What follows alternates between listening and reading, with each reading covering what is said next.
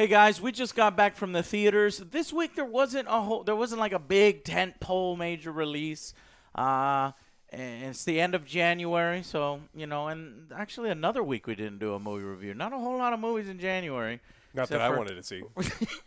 Replicas and Glass. Good to see Broly. This week we saw quite an interesting documentary. One that I think no channel like mine is going to be talking about. Maybe some movie reviewers will talk about it, and I hope, because I think World War I is a war that, doesn't get covered as much as And World it's War II. amazing. It is. This movie's amazing. Okay, I was about to say, wait, the war was there? No. Okay, yeah, but so this was They Shall Never Grow Old, which is a documentary by Peter Jackson, in which the main hook of the film is what, Alex, that he's kind of humanizing the history. I mean, you see a lot of, like, the war is hell part. We know what the different battles are, but he finds footage and interviews from the soldiers themselves, and he restores the footage, and he colorizes it, and he tells a really interesting story that we get the human aspect of what day-to-day life as a soldier was, like, throughout the entirety of the war, to the end of the war, and even some when they come back.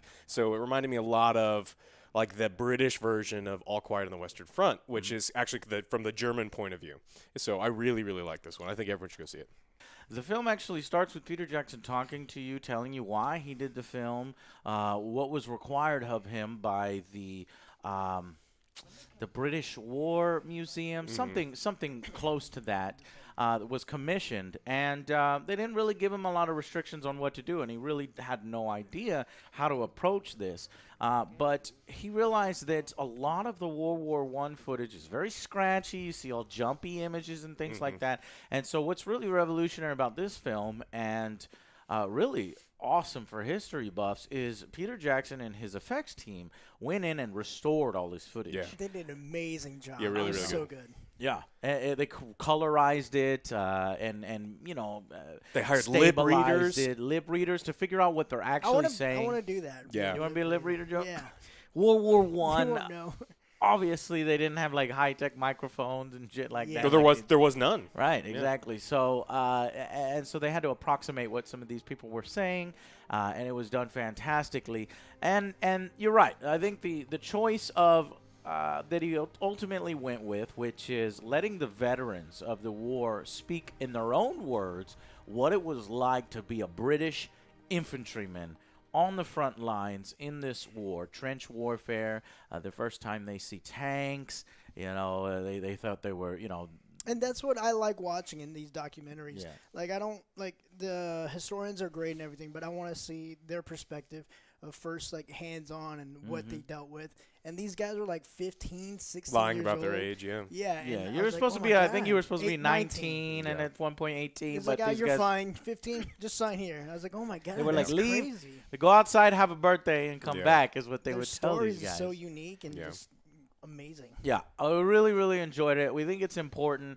Peter Jackson himself has, I think it was his great grandfather, Yeah, Yeah. his not grandfather. great, but just straight up grandfather who had fought in the war, and so he did it in order to honor him. And he said the one thing I want people to take away from the film is, how this war impacted families, and you should ask in your own family tree, if you had any family members that did fight in World War II or World War I rather than World War II. You might also have people that fought in that war as well. But I know that, and I think, and I spoke with my grandpa, and we had, I think it was my great-grandfather, and he showed me a picture, and this was before. I haven't spoken to him about it since I saw this movie because we filmed these things 15 minutes afterwards. But he was a Puerto Rican and fought in World War I. And I did some research, and it was fascinating. A Puerto Rican in the U.S. Actually fired the first shot of World War I on behalf of the U.S. Was a Puerto Rican Was guy. he granddad? That might have been my great-grandfather. It runs in the Yeah, he family. got Just- angry. I got anger. So yeah, but I just thought it was really fantastic, well portrayed, and another thing I really appreciated is, the way they showed the German soldiers, because Yes, a I lot was of gonna these say that, guys, obviously, it's not really their choice to go in there and murder people from across the pond, the English Channel, that they don't care about or know about. And as the war goes on, you can see that just the common experience of the war really almost bonded these two sides together. Yeah, they're just like, we just want this thing to be over. They were trading hats and taking care of each other, and yeah, it was great. Yeah, obviously there were atrocities of just straight up murdering each other and just being hopped up, and that's the one thing. Although there's footage of artillery strikes, there's even footage of a trench raid that they showed, not a graphic trench raid, one, because photography at the time was, wide shots. Yeah. That's another thing that Peter talks about. But no actual combat when they actually get in the trench and start murdering each other. So he has some creative and interesting ways on how he depicts those shots. We'll let you, experience those for yourself. But I just thought it was presented really well. It is graphic, and I want to warn people that are going to go see this movie that there are a lot of shots of the aftermath of war, and there's a lot of bodies, and there's injuries, and, a lot of them. So, if you're squeamish, these are real bodies. It's not a gore fest or anything like that. But you'll come to meet certain faces, and you'll get familiar with these faces, and then you'll see flashes of maybe that person dead, graphically dead, and you don't know, well, was that really that person? And more than likely it was. So, but it really shows you the seriousness of the war, and I think he puts it best. It's a non-historian take on what happened there by a non-historian. A non-historic, even though it is historic, but just by a non-historian. He makes clear the fact that he doesn't go into the strategy of the war and the tactics of the battles and things like this. It's a purely human account from all the different soldiers. And seeing all this footage that he talks about that he wasn't able to put in the film because he wanted to do just one story of what it was like. It's like, damn, I want to see some sequels. I want to see some, the extended or something. I want to see the Air Force. I want to see the Navy because it was mainly just the infantry there. You see some Americans and their ridiculous World War I outfits and stuff like that, just having a great time. Speaking about outfits, it was great how he has all the references. Like he's like, I have all the historical. He has all the toys. Yeah, he was like, wait, what? And everything. I was like, oh my god. We wanted to see what a cannon sound like, and it's a good thing that I've got a collection of World War I cannons. Yeah, he just what? drops all these uniforms and everything. He drops his bomb. Yeah, Peter Jackson just collects World War I artillery. I guess magazines too. I guess and magazines, and I guess you can say if you have Helm's Lord of the Rings money, then you can buy whatever the hell you want. But it actually worked out. And even showed a moment when he when he was a kid. Yes. I think he was wearing a German He was wearing outfit. a German helmet. I know it. So he was like doing a little kid film as we Super used to 8. do, Joe, and Super 8 film when we were little. We make films. And so he's always been fascinated with World War I, and it was a big part of his family. And you could tell the story he tells about his grandfather down to his father, et cetera, et cetera. So even his uncle and things like that. Yeah, you could tell that he put a lot of passion, a lot of hard work into this. Well, 4 years. And we don't want to go on and on about this. There's no real spoiler section here. Short spoilers. Short spoilers. Okay, we'll give you short spoilers at the end.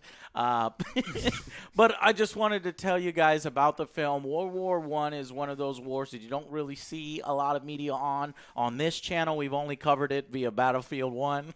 So we wanted to encourage you to go out. Now, I think this is only playing in theaters for like a week.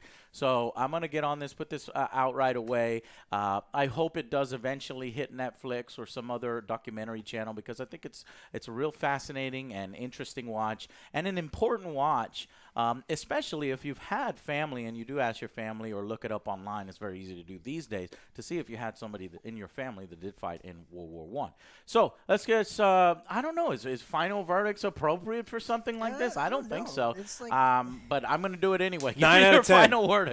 I'm giving this a 9 out of 10. 9 out of 10. I really, really liked it. I think there's some slower parts to it where it felt like it was almost kind of redundant, where they called back to previous scenes and he kind of said the same thing over. Yeah, and he did that. And I'm like, I love this film. I'm glad that you guys went and came and saw it. But if I'm gonna say anything, it's like this could have been perfect if we had fixed some of the pacing issues.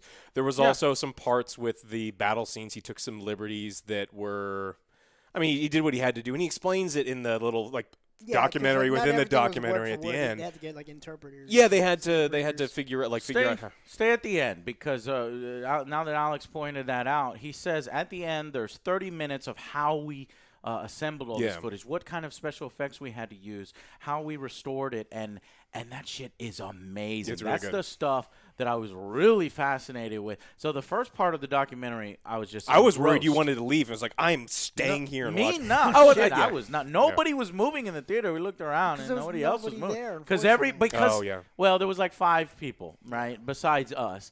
But we were all like, yeah, everybody's staying. And I love how he introduced that at the beginning. If you know you don't want to see it, then thank you for watching my film, thank you for coming. But if you do, stay after the credits. And I'm so glad I stayed after the credits because the black magic fuckery that they use to restore these footage. It's literally, they'll show you an example. It is completely black. There's no detail in the shadow, and you're like, this is lost forever. I'll never know what this area of the artillery piece firing looks like in one. And it's like completely restored. You can see the water in the little ditch moving after it fires. It's like, this is Little incredible. fucking cricket in the fucking mud next to the artillery. It's crazy. So well done on that, Peter Jackson. Sorry for interrupting. No worries. 9 out of 10. This movie was like so close to perfect. There were some little bit problems, but you should definitely go see this. I think it's a 10 out of 10. Oh yeah. Yeah, I really enjoyed this film.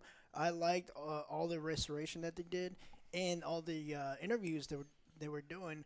I wanted to see some more of the other stuff that they had, but they couldn't make it like 3 hours long. Yeah, 5-hour long I wouldn't documentary. mind. It's like, look, I really here's would. a DVD If it was for a 3 series, hours. oh, It's like, yeah. sure, I would fucking buy it. This was a trilogy of historical, personal accounts from World War One. I would totally be into. We don't see a lot watching of the personal second stuff. and Like third. before the History Channel Well, it's turned into kinda- Ghost Hunters, like they used to show like this is what the battle was like and this was the strategy. So we get a ton of that, but we don't see like this is how they made tea without making smoke, so the Germans would kill them. And I liked how That's they what's were, in this film. Yeah, is it's what he's amazing. saying. It's fun. Like, They you used see the brotherhood Vickers and machine. Was it the everything. Vickers? I'm not sure. The machine gun to boil the water. Machine gun to boil the water. Obviously, not using your ammunition, but go ahead. But yeah, like you could see like the brotherhood and like they would kind of like joke around with each other. Just Because try to it's keep such the- a horrible they're trying to situation. keep the Oh, yeah. morale up and stuff like that. Like you see like these guys going through something crazy together. Yeah. And like you see the other side of the Germans. I like that as well too. Oh yeah. Yeah. So same with me. I'm gonna do a 9 out of 10. The only reason why I don't give it a 10 out of 10 is because I think it sucks because I want to see some more of the footage, and I agree that there are a few parts where he circles back and talks a little bit more about something that we already covered. And with so much in this war and this amazing opportunity, you have all these 600 hours of He was footage. trying to cut it I down, know and he's that's trying to what cut it sucks. down. Well, okay, fine, but I'll the buy the sounds- extended the edition sounds there were and great, there. too. Yeah, that were all right. Foley artists Yes. recreating a lot of the sounds using the legitimate equipment from the time and from Peter Jackson's personal collection. The suit he wore, Everything. the suit he wore when he was a kid when he made the film. I don't know. All right, guys. So it's definitely worth a watch. Ain't gonna be nobody in the theater. It's gonna be your own private little thing. And if you love history, It's a little if you're hidden gem. interested in what happened in these world wars from a human perspective and down on the ground perspective, I definitely recommend it. All right, guys. Thank you so much for watching, and appreciate you. If you're interested in the spoiler section, stick around. If not, thank you so much, and we'll see you on the next Angry Joe Show. Bye, guys.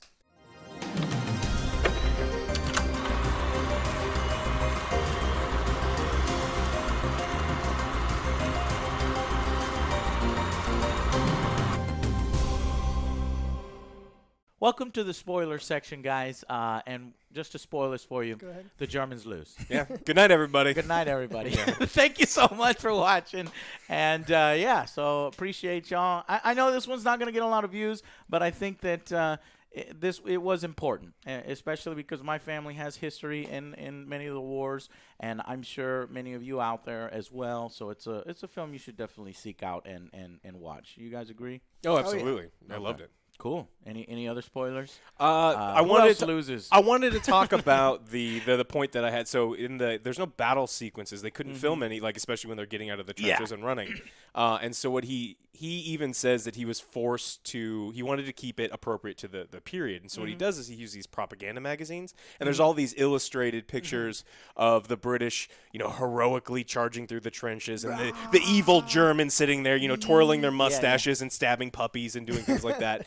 And I didn't love it. I mean, I know why he did it, especially when he explains why he did it. But the fact, actually, I think you got mixed up. Now you'll have to tell me because are you confusing his story at the end when he said, I was hesitant to use these? Because the images that he actually showed when he first showed it, I didn't really see any caricatures in a negative way of the German soldiers in the shots that he used. Now, when he explains why he used those shots, he shows some more graphic ones that show the Germans as fucking idiots and cowards.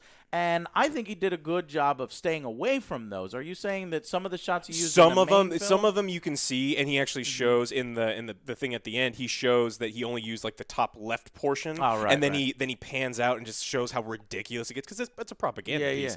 And so did you see that one picture of the German firing a machine gun like with the sinister face with the medical bay? So you're not supposed to target the guys with their patches, the hospital patches. So that magazine must have been accusing the Germans of, having these machine gun trucks, which I don't know may have happened at some point.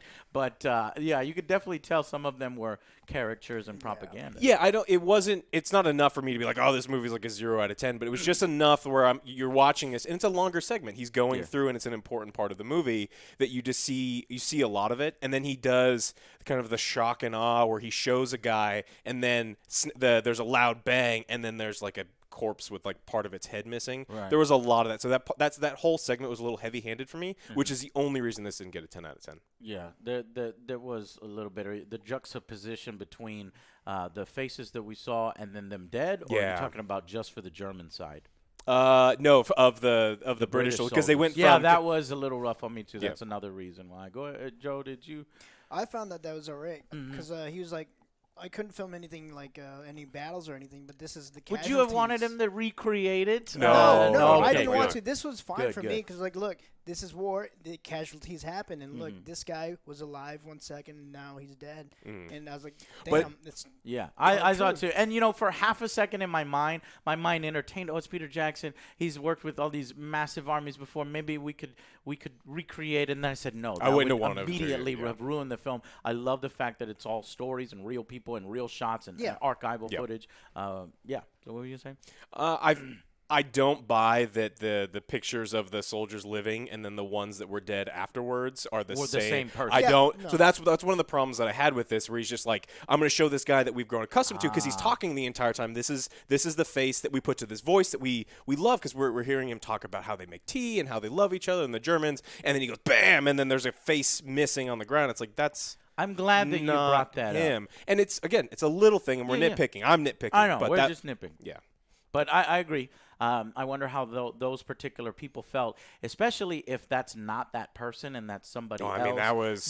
But in the greater grand scheme of things, the reason why it didn't bother me too much is because it is showing you a reality. Oh, yeah. It is. This really happened, and that person might have really died. And but it was your own interpretation because, like, he didn't say, "Hey, that's that person. That's that." So exactly, whatever you want it to be. Exactly.